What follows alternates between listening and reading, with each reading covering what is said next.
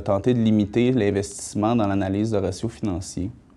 Ça va beaucoup plus large que ça. Une compagnie, on dit aujourd'hui citoyen corporatif, bref, où personne morale reste une personne et qui devrait avoir une moralité en soi, qui devrait être insufflée par les actionnaires. On utilise, nous, investissement socialement responsable, justement pour ne pas faire choquer les gens en disant si tu n'es pas responsable, tu es irresponsable. Non, tu ne serais juste pas socialement responsable. Une de nos missions premières est vraiment de sensibiliser les actionnaires dans leur rôle.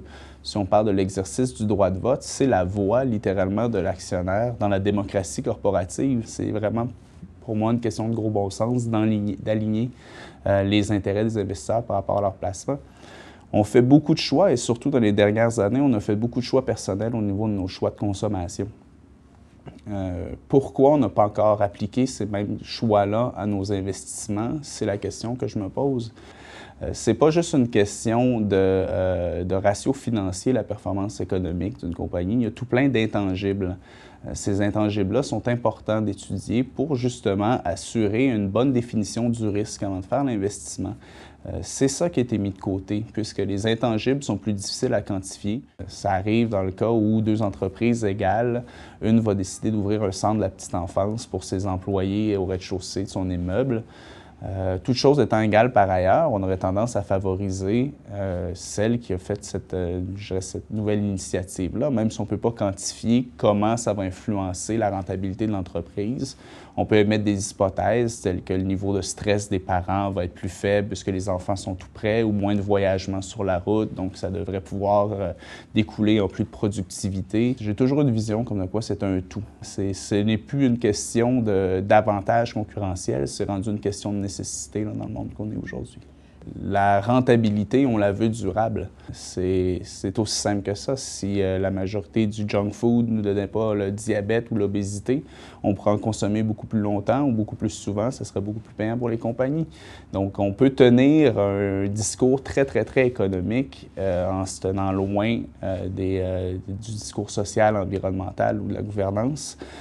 Simplement parce que c'est une question de gérer son risque. Le risque de perdre des consommateurs ou de s'en aliéner est un risque important pour une entreprise. Il y aura toujours des gens qui vont viser les entreprises irresponsables, des gens qui veulent s'enrichir du jour au lendemain de façon très, très rapide.